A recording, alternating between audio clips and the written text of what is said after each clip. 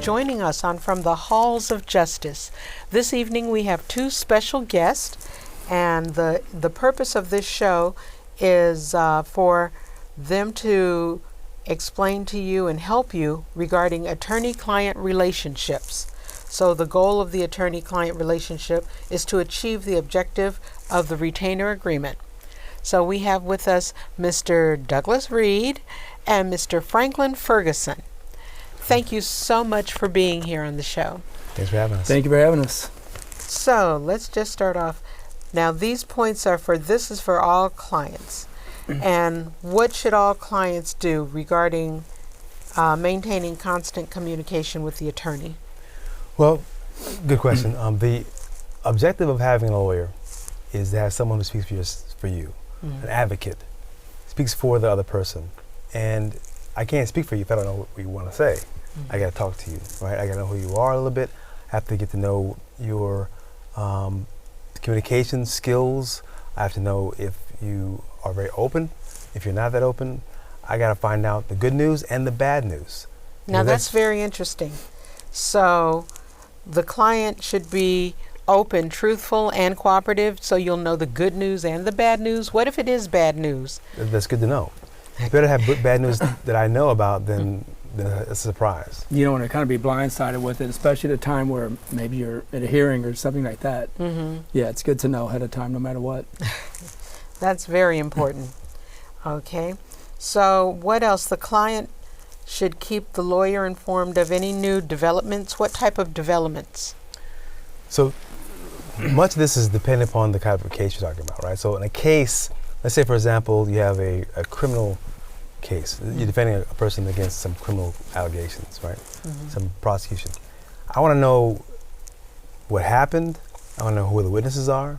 I want to know if my client is innocent, guilty, if she has some people who might help her when she gets out of jail or before she goes to jail. These are all things that are important. But I have to know that from the discussion with my client, a dialogue from the very beginning, and not find out later on, because that could impact how I deal with her, how I talk to the prosecutor, how I talk to opposing counsel. It's very, very important. Okay.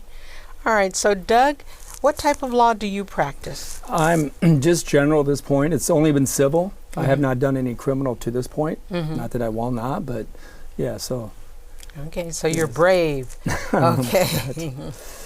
So it's fine to inquire more than once with any questions. You don't want to be redundant, or it's okay. Right.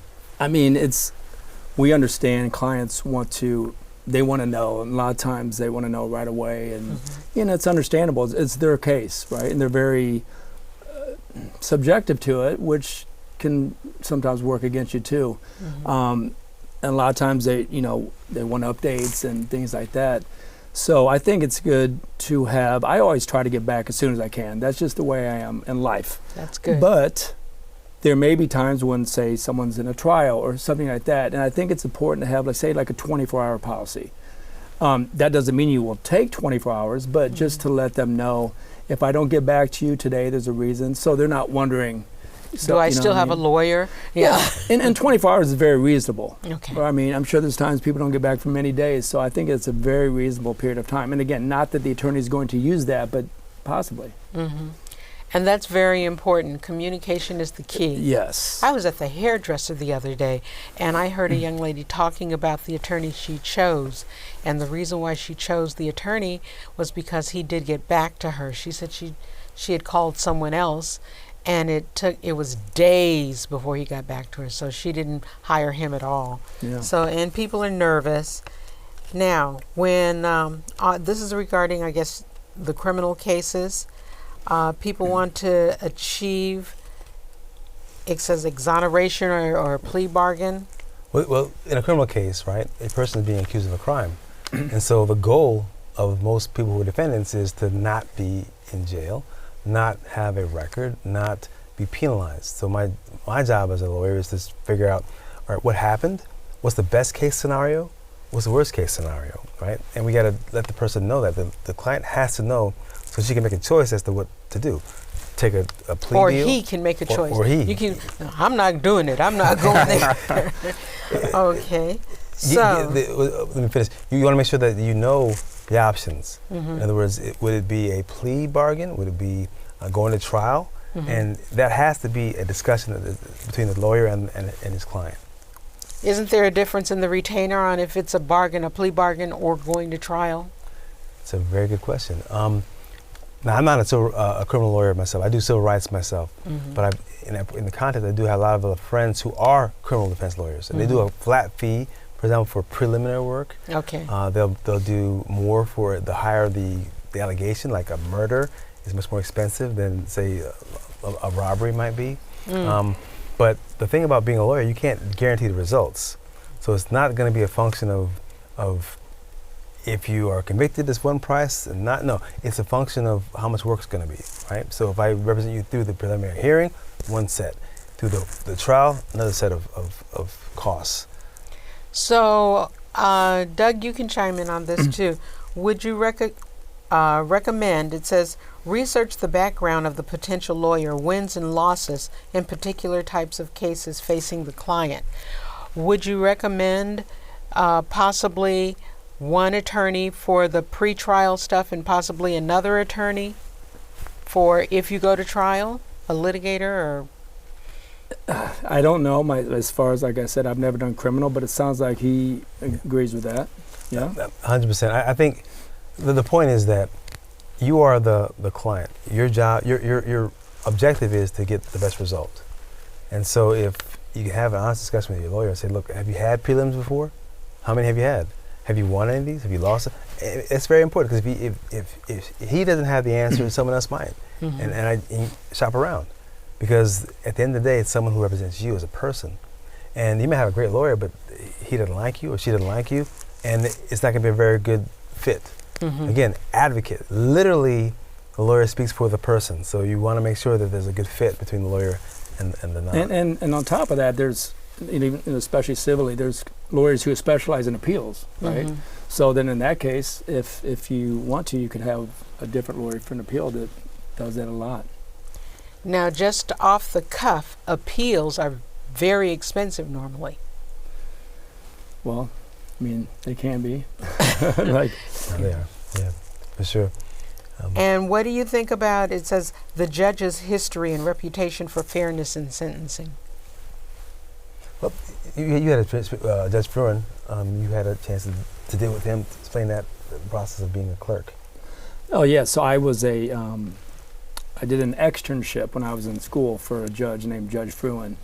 And I mean, it was a great experience for me. Mm-hmm. This was, several years ago, but I don't know. I mean, I liked him a lot, just even as a person, but just seeing him as a judge, mm-hmm. he seemed very fair. He mm-hmm. seemed very, actually was nice, to everybody there. So for me, it was a great experience. I'm not sure that every experience would be great like that, but it was. But he seemed to be a fair judge from what I saw. Mm-hmm. Yeah. But the point is, Doug got to know Judge Fruin mm-hmm. from the inside, right? The point as a lawyer, we got to choose. We can't choose our judge. Mm-hmm. We're assigned the judge to a case, right? And sometimes you can actually do what's called a 170.6. That's right. Which you can actually get rid of that judge. Mm-hmm. You get one time to do that, right? So mm-hmm. you get assigned a judge. You figure out who she is, who he is. How has he been on these kind of cases? Mm-hmm. Is she good or bad? You have 10 days to decide. You like him or her? Fine. If not, you actually challenge that judge and you get assigned a new judge. You do it one time though. Mm-hmm. Second time you get assigned, that's your judge for the next for the case. And also, doesn't it include if the matter's already gone before the judge? You have to do this before you go before the judge to discuss this case. How it works is you get assigned a case. Mm-hmm. When you get the assignment, you have 10 days to determine whether you will accept that assignment or not, or challenge the assignment, mm-hmm. right? If you have no good reason, you can challenge it one time. Mm-hmm. Now, let's say you have a judge that let's say Doug had Judge Fruin and had a bad experience, mm-hmm. and Judge Fruin has now assigned the Doug's case. Doug can say, I don't want Judge Fruin because he and I don't get along. Okay. And that'd be enough to get a new assignment. I guess just to be clear, I guess my question is this. Does this also include you can do the 170.6 if you go before the judge and the matter is being heard and then you don't like the results of that hearing, then can you do the 170.6, or don't you have to do the 170.6 before the judge actually enters into the case to hear the matter? The judge is in the case. You're assigned to that. You're assigned to that case. You're right? assigned to the case, When but you haven't gone before him yet. You haven't gone before. Mm-hmm. Once you get assignment, you have to make the determination within 10 days. Okay. I may have to appear, Mm-hmm. but I still have the 10-day window. Okay. So I can appear Mhm. and still decide to challenge that judge. Okay. Because my thinking and my question is this: if you have to appear and you go before him and you present your case and then you don't like the results, let's say he rules against you in the first hearing, then, people say, well, I don't like him, let's get rid of him. Can you do that? In the 10 days, yeah. You Okay, can. within 10 but again, days. the wise thing to do is when you get assigned a case, a judge, before you go that day or the next day, you research the judge. Mm-hmm. There are different places you can research the judge's backgrounds, histories, and you can find out a lot about the judge before you even start. Okay. All right. So, should I just leave off the fact about what's going on right now in Orange County about the judge who shot and killed his wife accidentally? Yeah. He pulled the trigger accidentally. Yeah. I was not aware. Accidental, huh? Okay. That's all too- right. that's too We'll bad. keep rolling. Okay. And this is part of it. A conflict of interest between attorney and client is based upon the tension between 25 to 40% range of fees. Well, that's kind of a there's something when you're representing a minor or someone with a disability. There's something that you need to get approved by the court called a minor's compromise. Now, generally, for a minor, the attorney is only allowed to take 25% contingency fee basis, but there are other factors that you could try to basically impress upon the court for a higher percentage, up to 40%, or I don't know, maybe more. But like some of those are like the amount of the work, the novelty of the work. I mean, really your experience as an attorney. I mean, there's several factors that are actually in a statute that the judge would consider for a higher percent, but generally you're only allowed 25%, like I said, for a minor or someone with a disability. I didn't know that. So regarding a disability. Yeah, it's called a minor's compromise. So Okay. That's very interesting. That's good to know. And that includes someone with a disability. So, with the experience and skill of the lawyer, success to the case, how much is the importance of litigation, time spent on the case I mean, that's one of the factors, right, Mhm. for sure. for the retainer? Yeah. I've had one where it's been pre-litigation, so that would not be, and I wasn't even considering trying, but it's much less, obviously, than if you're litigation trial. There's a lot more time and a lot more energy spent, so. Okay, so that would be under what, limited representation? No. What do you mean by limited? Sorry. Instead of including, it would just be a limited representation. Just a lesser role that you have played to that point if you haven't gone to trial. Which would include maybe meetings or letters, but not necessarily going to trial. Yeah, there's meetings, there's letters, there's generally trying to come to a settlement, so there's Mhm. compromise and a lot of this back and forth, and you still have to do a lot of research and things like that. Mm-hmm. Maybe demand letters, obviously, and things like that, but yeah, you haven't taken that step. I demand you settle this case now so it doesn't cost me so much money. Okay. It's got an interesting name, demand letter, but that's what they're called. But Okay. it sounds forceful, but that's just the name. All right, so Mr. Ferguson, let's go with you on this one. A divorce case. What are we looking for in a divorce case? So the perspective here is about the client, right? So a client, in choosing a divorce lawyer, for example, you want to do some interviews and find out, well, who is this person, he or she? Mm-hmm. How many cases has she had? What has been the result? If I'm a person who's got children, how does that person handle these children, assets? It's very many factors in terms of how to choose my lawyer. And you got to remember also, the lawyer is going to have access to your life. The most personal parts of your life are going to be exposed to that lawyer. Who's that person? Do you trust the person? Do you trust his or her judgment? Those are the factors you want to consider in terms of choosing your lawyer in that area of divorce or in family law in general. Okay, so Mr. Reid, let's go. What do you have to say about contract case? Well, contract, basically, you have two parties. They're, they call it the benefit of the bargain. Each party has a duty, and there's what's called consideration that you need for a contract. And ultimately, you're just trying to get what you agree to. And so we obviously know the breach of the contract is somebody does not perform the way they were supposed to perform, for lack of a better term. And then often you have to file a complaint, lawsuit, because of the breach. Okay. We hope it doesn't get to that level, but obviously it does often. Yeah. So what do we have to do? I just recently got into this, probate. What would you, Mr. Ferguson, want to comment on probate? The area of probate is a very sad and interesting area. Had a situation, for example, last year where there was a woman who had a 30-year relationship with a man. He died.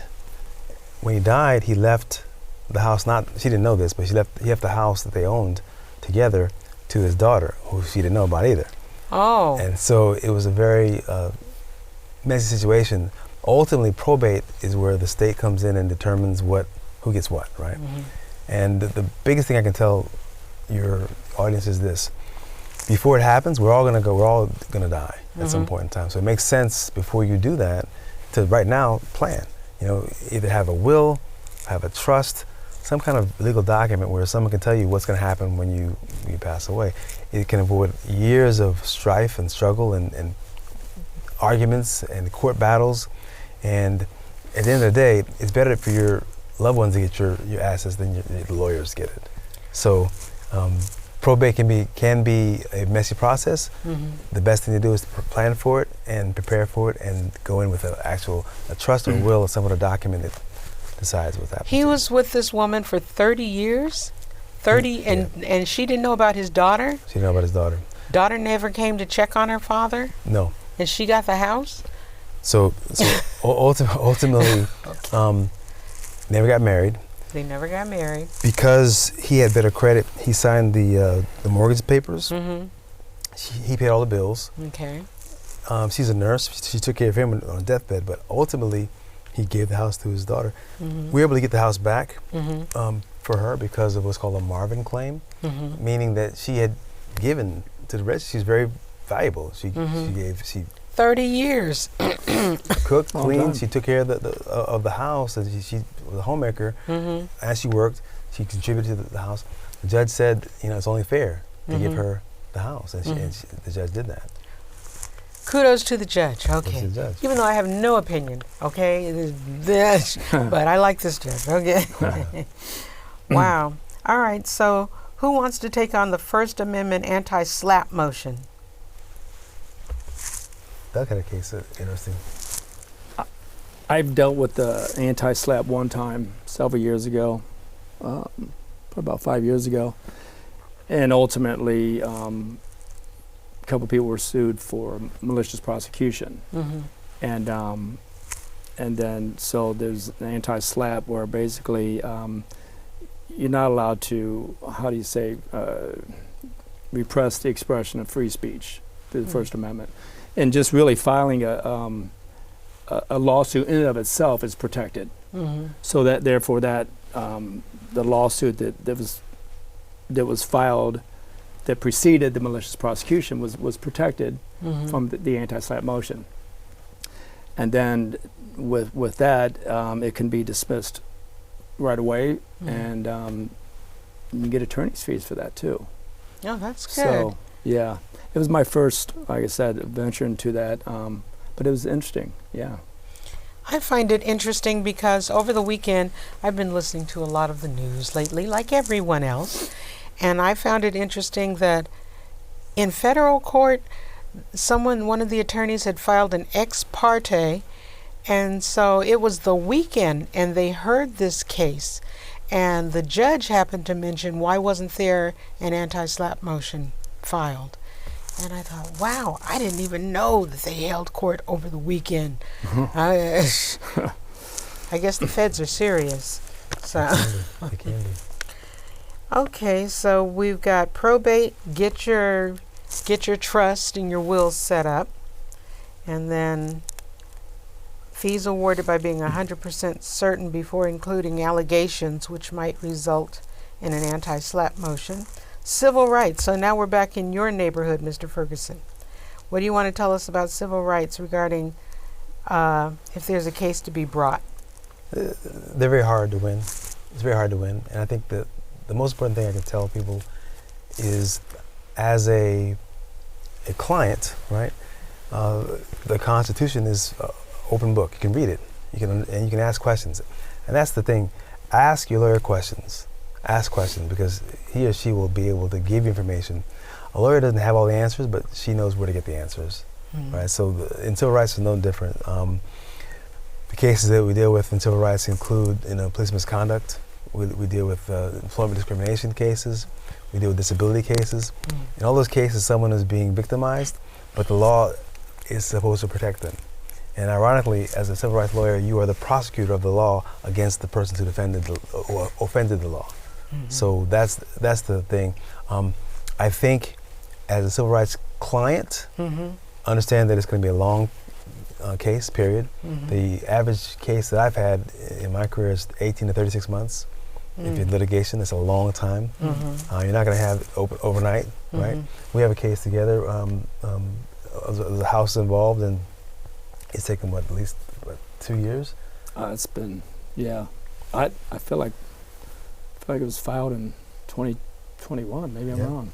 It was. Yeah, some can take a while, and it's obviously frustrating for the client, right? I can imagine, especially when you really want to get it resolved and just move on, and then sometimes even once you come to an agreement, it just takes a while to get things handled. So now, at the beginning of a civil rights case, do you pay a retainer? Or do you get paid at the end? Most of the time, you pay at the end. The lawyer gets paid at the end.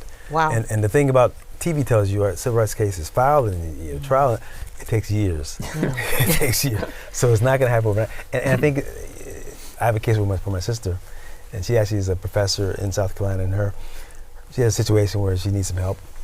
And every month, is it now? I said, no, it's going to take some time. It's going to take some time. You got discovery, you ask questions, you get answers. You have motion practice, and it takes a long time. At the end of the day, the journey is about being right, not right away, but being right ultimately. And so that's what a good client should understand that. But ask questions. Ask your lawyer, what's going on? What phase are we in? What's next? So at the end of this, and especially if it's taking that long, how many extensions would you give opposing counsel to respond to discovery? And do you feel that you get taken advantage of when on that matter? Well, let me explain what this I think no extensions. No, I'm just joking. I'm with you. I'm joking. What's discovery for the person? What is discovery? Well, I mean, discovery is when there's a lot you need to find out in the case. I mean, there's times you have to send questions to the other side, interrogatories, I call them, or basically admissions, where they're admitting something or they're denying it. A lot of times they'll just deny everything. But it can take a while to get this information, and sometimes they won't do it, and then you have to have the court compel them to do it, and it's all a process. And that's one thing I was going to say. I know that clients obviously are busy in their lives, right? Nobody wants to be in a lawsuit, but they happen obviously every day. So there's things that are going to accelerate the process is really doing what you're asked to do.